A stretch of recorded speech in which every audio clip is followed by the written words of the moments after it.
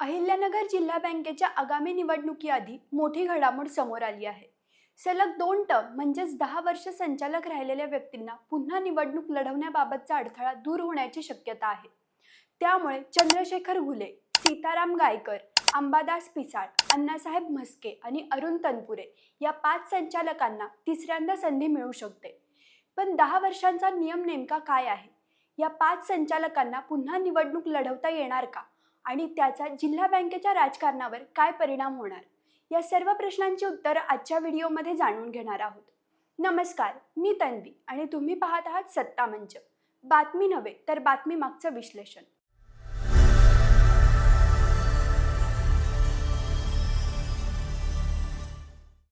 चला तर मग मुद्देसूद पाहूया. मुद्दा क्रमांक 1. 10 वर्षाचा नियम नेमका काय आहे? सहकारी बँकांमध्ये एकाच व्यक्तीची दीर्घकाळ मक्तेदारी राहू नये आणि नवीन नेतृत्वाला संधी मिळावी या उद्देशाने संचालकांच्या कार्यकाळाबाबत नियम करण्यात आला.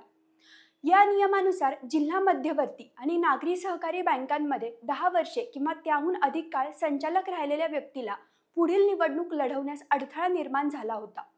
सोप्या भाषेत सांगायचं झालं तर सलग 2 टर्ममध्ये 10 वर्षाचा कार्यकाळ पूर्ण केल्यानंतर संबंधित संचालकाने एका टर्म निवडणुकीपासून दूर राहावं अशी भूमिका घेण्यात आली होती. यामुळे राज्यातील अनेक जिल्हा बँकांमधील अनुभवी संचालकांसमोर यंदा निवडणूक लढवण्याचा प्रश्न निर्माण झाला होता. मुद्दा क्रमांक 2. आता हा अडथळा का दूर होण्याची शक्यता आहे? 10 वर्षांचा नियम नेमका सहकारी बँकांच्या निवडणुकीत कशा पद्धतीने लागू करायचा यावरून कायदेशीर आणि प्रशासकीय पातळीवर चर्चा होती. राज्याच्या सहकार कायद्यात 10 वर्षे पूर्ण केली म्हणून एखाद्या संचालकाला थेट निवडणुकीसाठी अपात्र ठरवण्यासाठी तरतूद आहे का? हा मुख्य प्रश्न होता. विधी व न्याय विभागाच्या अभिप्रायानंतर राज्य सरकारच्या भूमिकेत बदल करण्याची चर्चा आहे. 10 वर्षे पूर्ण झाली म्हणूनच संचालकाला निवडणूक लढवण्यापासून रोखता येणार नाही अशी भूमिका घेतल्याचे वृत्त आहे. त्यामुळे अधिक अपात्र ठरण्याची शक्यता असलेल्या संचालकांसाठी पुन्हा निवडणुकीचा मार्ग मोकळा होण्याची शक्यता निर्माण झाली आहे. मुद्दा क्रमांक 3. अहिल्यानगरमधील कोणत्या 5 संचालकांना फायदा? या निर्णयाचा थेट परिणाम अहिल्यानगर जिल्हा बँकेवर होऊ शकतो. जिल्हा बँकेत सीताराम पाटील गायकर, अंबादास पिसाळ, अण्णासाहेब म्हस्के, अरुण तनपुरे आणि चंद्रशेखर घुले या 5 संचालकांनी सलग 10 वर्षांचा कार्यकाळ पूर्ण केला आहे. त्यामुळे सध्याच्या नियमाच्या चर्चेनुसार या 5ही नेत्यांना यंदा निवडणूक लढवता येणार नाही अशी शक्यता व्यक्त केली जात होती. मात्र आता 10 वर्षाच्या आधारावर अपात्र ठरवण्याचा अडथळा दूर झाल्यास या 5ही नेत्यांना पुन्हा निवडणुकीच्या मैदानात उतरण्याची संधी मिळू शकते. यामुळे जिल्हा बँकेच्या आगामी निवडणुकीत अनुभवी नेत्यांची पुन्हा एंट्री होण्याची शक्यता आहे. मुद्दा क्रमांक 4. चंद्रशेखर घुले, तनपुरे आणि पिसाळ यांनी पर्याय का ठेवले? 10 वर्षाचा नियम लागू होईल असं गृहीत धरून काही संचालकांनी आधीच पर्यायी उमेदवारांची तयारी केली होती. अरुण तनपुरे यांनी आपले सुपुत्र हर्ष तनपुरे आणि पत्नी सुजाता यांच्या नावाचे ठराव केले आहेत. अंबादास पिसाळ यांनी पत्नी सुनंदा आणि मुलगा तुषार पिसाळ यांच्या नावाचे ठराव घेतल्याची माहिती आहे. तर चंद्रशेखर घुले यांची पत्नी राजश्री घुले यांच्यासोबत स्वतःचाही ठराव घेतला आहे.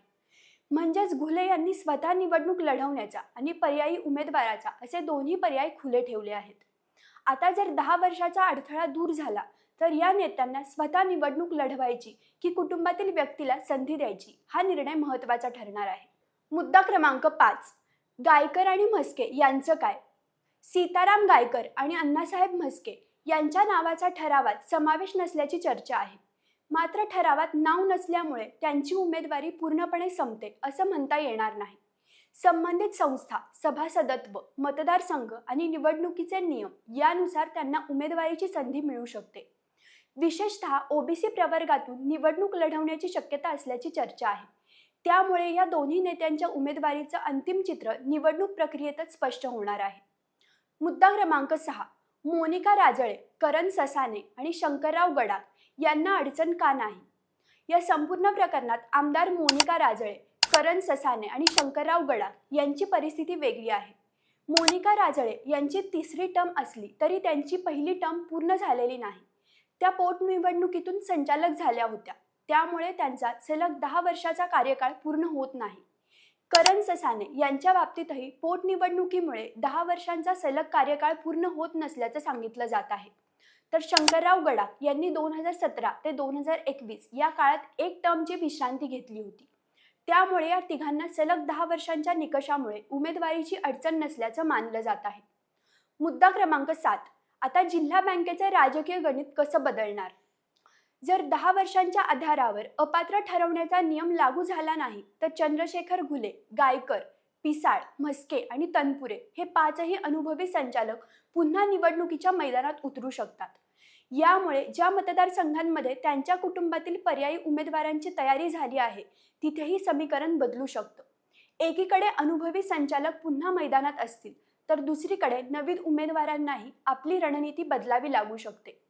त्यामुळे जिल्हा बँकेची आगामी निवडणूक ही केवळ सहकार क्षेत्रातील निवडणूक न राहता अहिल्यानगरच्या राजकीय समीकरणांसाठीही महत्त्वाची ठरण्याची शक्यता आहे. आता अंतिम निर्णय शासनाची भूमिका, निवडणूक प्रक्रिया आणि उमेदवारांची पात्रता यावर अवलंबून राहणार आहे. या संपूर्ण घडामोडीतून 3 महत्त्वाच्या गोष्टी समोर येतात. पहिली गोष्ट, 10 वर्षे पूर्ण केलेल्या संचालकांना पुन्हा निवडणूक लढवण्याबाबतचा अडथळा दूर होण्याची शक्यता निर्माण झाली आहे. दुसरी गोष्ट, याचा फायदा चंद्रशेखर घुले, सीताराम गायकर, अंबादास पिसाळ, अण्णासाहेब म्हस्के आणि अरुण तनपुरे या 5 संचालकांना होऊ शकतो. तिसरी गोष्ट, हे 5ही नेते पुन्हा मैदानात उतरले तर अहिल्यानगर जिल्हा बँकेच्या निवडणुकीतील राजकीय समीकरणं मोठ्या प्रमाणात बदलण्याची शक्यता आहे.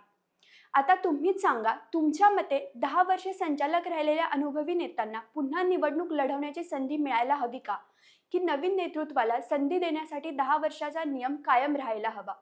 तुमचं मत आम्हाला कमेंटमध्ये नक्की कळवा. व्हिडिओ आवडला असेल तर लाईक करा, शेअर करा आणि सत्ता मंच या यूट्यूब चॅनलला सबस्क्राईब करायला विसरू नका.